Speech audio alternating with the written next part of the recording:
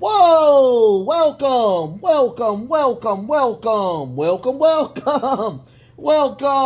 to WrestleCram. This is your boy, the host with the most, but humble. And I do mean humble. D. Nostra Novice, aka Derek. And I am here on a Friday, so you already know what's going on. Friday night Smackdown is in the books. We have a show to watch, a show to review, and I will let you know what's going on. First and foremost, we're at 50 plus now.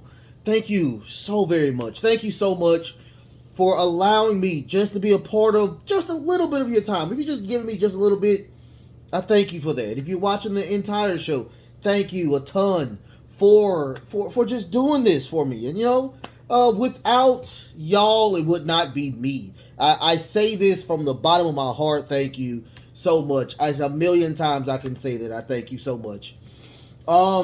Before we do anything, watch the show. If you like the show, give me a thumbs up. If you think that is beneath you, want to do more, keep the thumbs up. Keep the thumbs up. Okay? I'm not telling you to take it away. Keep it. And give me a sub. Give me a sub. We're on the road to 100 subscribers. Okay? We're on the road to 100 subscribers. If you want to do both of those, you want to do some more, I do 5 core shows every single week. It's going to grow. It's going to grow, y'all. Go hit the notification bell. Go ahead and hit that notification bell. I do it. Every time it uploads, it gives me that 100% up and ready. It will pop. It will prompt you to go ahead and hit that button and watch the show. Watch this man do his magic, his mojo. After this, we have AEW Rampage, and tomorrow we will have a Dirt Sheet Roundup, and boy, what a Dirt Sheet Roundup we have this go around. Goodness gracious, great balls of goodness gracious. I think that's it. Okay. I'll say this as well. I will be reviewing both Ring of Honor, and I will be doing also SummerSlam. I think Ring of Honor comes on 2 weeks from now, which is that Saturday, and of course SummerSlam will be on that Sunday. I'll be watching both shows. I will be reviewing both shows. I also will be doing the predictions for those shows as well. SummerSlam, I might be a little more entwined of knowing what's going on. Ring of Honor, it is going to be pretty much a fart in the dark. I promise you that. Because I don't know a lot about Ring of Honor. I know a lot of people on Ring of Honor. I don't even know their champion, talking about it. I love Grayson. I love how he looks.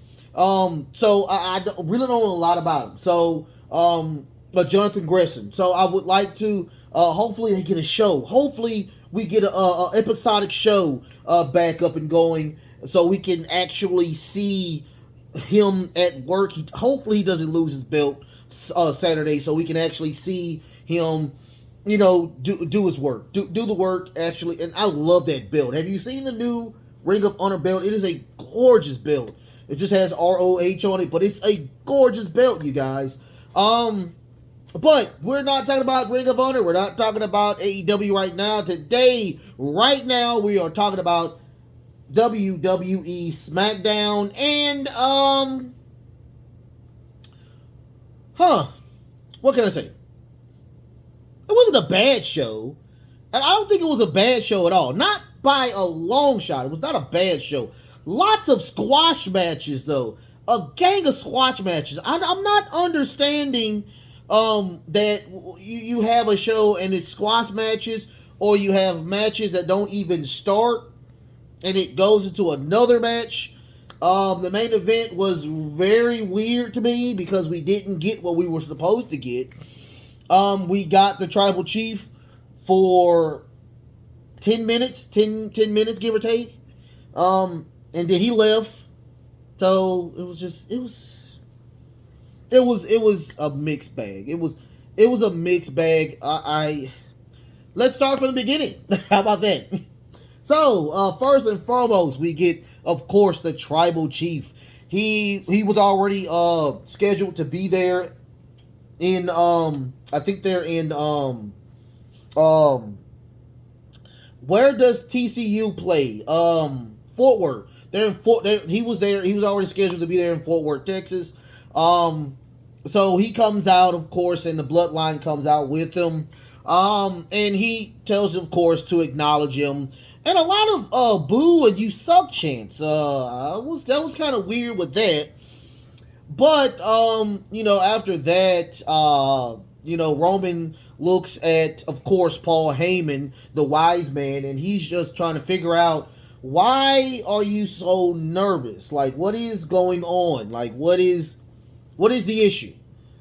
So what happened was that he gave him the mic, and of course Heyman just gives out the biggest promo that he could ever do. He talks about that, of course, this is the last match that we will have between Roman Reigns and Brock Lesnar. And he talks about that, when he is at the corner, he's going to give his utmost 100%. So he needs Roman to give his, not 100%, but his most vicious, go Steelers, the most vicious performance that he could do. Because once again, this is a last man standing match. But after that, Theory comes to the ring. He runs around the ring like the little weasel he is. I love Theory. I love Theory to death. He comes out, he runs around, just trying to put a little fear in Roman's heart. Roman's like, what? This is truly not, I could care less. After that, we get a Vikings Raider promo. Them attacking New Day yet again. So they actually get their very first match. It's between, of course, jobbers, which are Jinder Mahal, who used to be a world fucking champion. Used to be a world champion. But anyway, I digress. And Shanky, who is now a joke amongst all jokes. I don't even know what the match. It was a quick match. Done. That was it. Viking Raiders win. I don't even know what they did. I think they did the Viking experience move. I don't know what it is. Could care less. They are still kind of jokes to me. I have to see a little bit more of the more vicious. They're called the more vicious Viking Raiders. I could give two craps about them. But out comes New Day. New Day is saying that they are they keep getting jumped and beat up from the back. So now, we're still here. We have not faltered. We want you. They had some tickets called ass beating tickets. They got in the ring and they got their asses beat. That's it. They got beat. They got mauled by the Viking Raiders. Once again, these are the longest reigning tag champions in history. Longest reigning. And they got mauled by people who have never won a belt. Ever. They never won a belt. But they're being mauled. Big E, you need to hurry up. Even if you're, I need you to get healthy. 100% healthy first and foremost. Get healthy first and foremost, but we need you back in New Day. They cannot do this truly without you. I'm guessing at the end of the show, they did not show this, but Pat McAfee was destroyed by Happy Corbin and put in End of Days. Of course, Pat McAfee was not there. Corey Graves was there, filling in for the injured Pat McAfee. I don't really look at a lot of Pat McAfee shows, but apparently he has like the neck thing, just to play the game out, right? Low Slick Kaiser. Kaiser. I'm always just say Kaiser. Kaiser. Well, what happened was they were going to do an open challenge, but he said he don't do open challenges.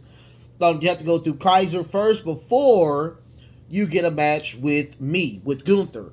The open challenge was accepted by Shinsuke Nakamura. So Kaiser and Nakamura did fight. If Nakamura wins, he will be the number one contender for that belt. It was a pretty decent match. Not a lot of flair that Shinsuke usually does. Shinsuke does win with the Kinshasa. And at the end of the match, it was really creepy. For his loss, he had to take 3 crazy chops from Gunther. So that was the end of that. It was really creepy. He looked really sad, and we might get a little breakup, probably. After that, we get a Liv Morgan video package that happened last Monday about her winning the belt, and before that, she won Money in the Bank. After that, we get a Liv Morgan promo where they talk about how she was technically injured. Ronda Rousey was technically injured, so they were just trying to figure out the issues, and of course she gets her match. She will get a rematch. It will be Liv versus Ronda at SummerSlam. Of course, Liv's gonna lose this quickly. But it's gonna probably be some Liv probably gonna turn heel. But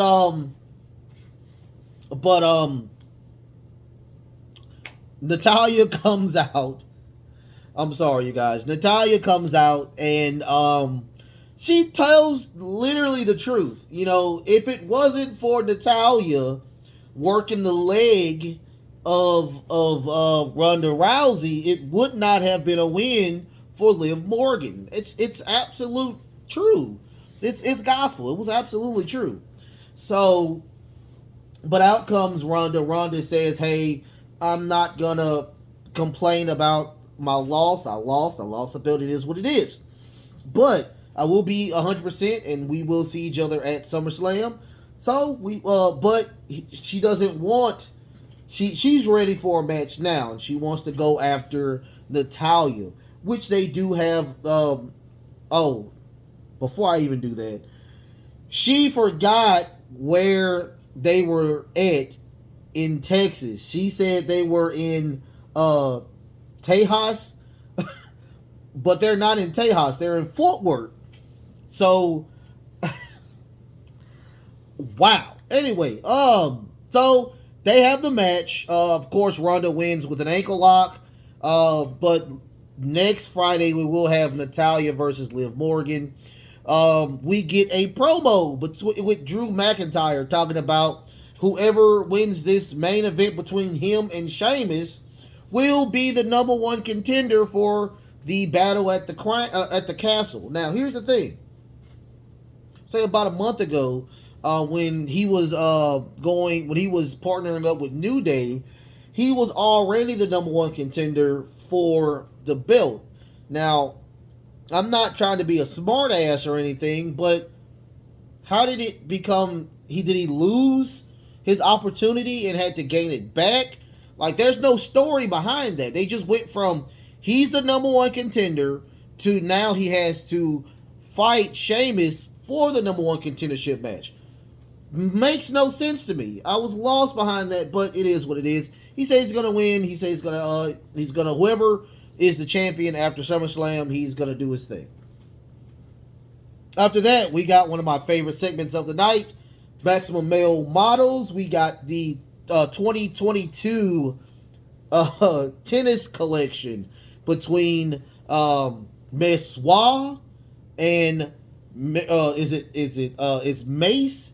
So it's Mercedes, I think it is. Mercedes Messoir. They did their nice little thing. Jermaine Dupree. He is also recruiting as well. You can go to MaximumMaleModels.com to check it out. Of course, I'm a little chubby. I can't be doing that, unfortunately.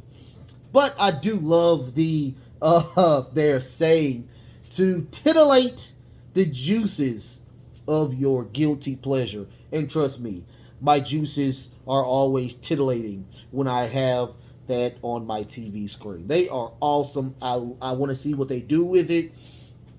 I will disagree with Jim Cornette because I was listening to a lot of the Jim Cornette podcast as well.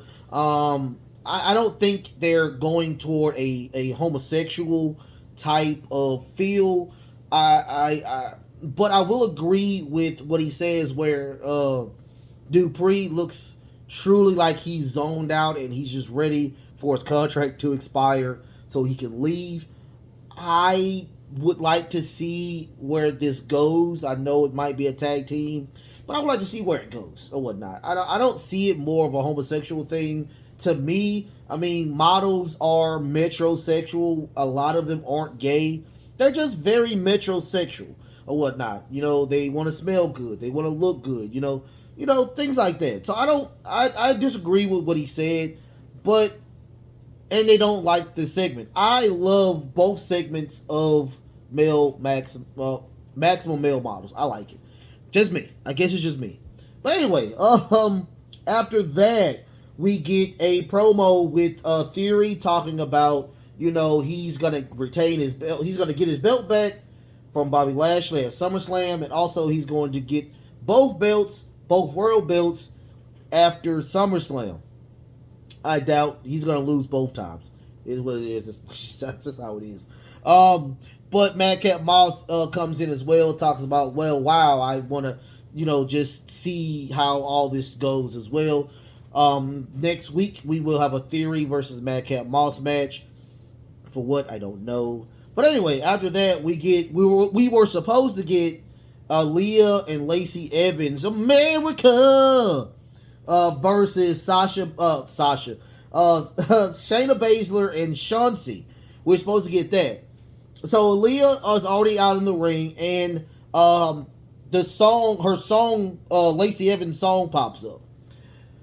Nothing happens. I thought at my mind, I thought that, you know, Chauncey and Shayna Baszler attacked, you know, her in the back. That's why she didn't come out.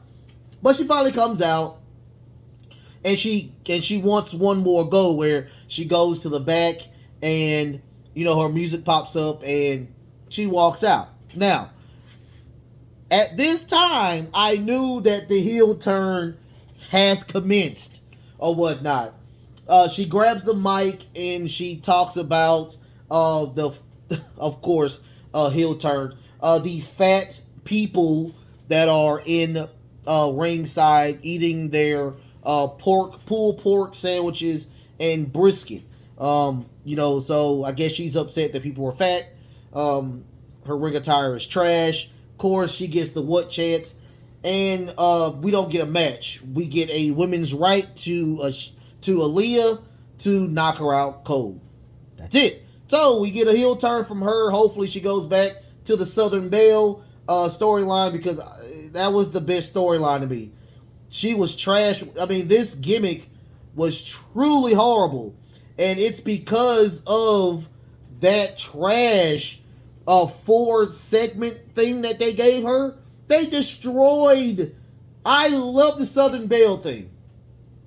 They literally destroyed Lacey Evans. They destroyed her. I feel bad for her. Now you have an American chant or whatnot with her, and you have all of the troop things with her now, and now she's a heel. How bad can you be? But I digress. I digress. All right. So after that, we get the Usos versus the Los Lotharios. They were. It was a contendership match if they could beat them. We already know that wasn't going to happen. Usos beat them, destroyed them. That wasn't even the highlight of what happened. So, the young lady comes out, and everything she's saying is completely wrong, or whatnot. You cannot be mad at the Usos for winning, number one, because they didn't know what happened. That is all on the ref. The ref didn't see it, so it's not the ref's problem. What is the issue? This was truly truly a bad promo. a truly a bad promo segment, because she's blaming people that she wasn't supposed to blame. Like, I'm lost behind the blame or whatnot. So the Street Profits will get a rematch at SummerSlam, and they will have a special guest referee. After that, we get the supposed to be the main event, but it was not the main event due to the fact that Sheamus thinks he has COVID. Now, if he had COVID, why is he there? Why is he not in COVID protocol? Why is he coughing around everybody? Dude, COVID is not a joke, and I don't know why they even put that in the storyline. This makes no sense. Why did y'all do this? So he's not set to fight, and Butch will take the place of Sheamus. Complete squash match, you guys. Claymore 1, 2, 3. After that, Ridge Holland comes in to try to attack. He gets beat up as well. Sheamus gets back on the ropes. Drew McIntyre gets mad and does the exact same thing he did at WrestleMania. He chops the first rope with that sword. Fade to black. That's it. So I will say this: no good matches, no match of the night, because all the matches were pretty much squash matches. That's the crazy part about it. The best segment was probably the beginning, where you had, of course, Roman coming in and talking. We didn't have Sami Zayn there. I mean, it was dry bones. I will say it was dry bones for the Tribal Chief to be there, and no Brock. Brock wasn't there as well. So, I mean, like I said, it was an okay show. It wasn't a bad show, but it wasn't good wrestling on the show. Now, wow. What can I say? Smackdown is just not the show right now. I don't know. What can I say? So, like, share, and subscribe. I love y'all so much. Thank you so much. Y'all go and tell somebody. If you tell somebody, that person tells somebody, that's 3 people. That's 3 people. Including you will be 4. So, I love y'all so much. Thank y'all so much for being a part of this show. Like, share, subscribe. I've already said this. Like, share, subscribe. Say it 3 more times. And, show some love. Show some love. And y'all, it is very hot. Go get you some water. Be mindful of that crazy heat, especially down here in the South. Be mindful. Be mindful. Care for one another. And until next time, you guys, love, peace, and of course, wrestling.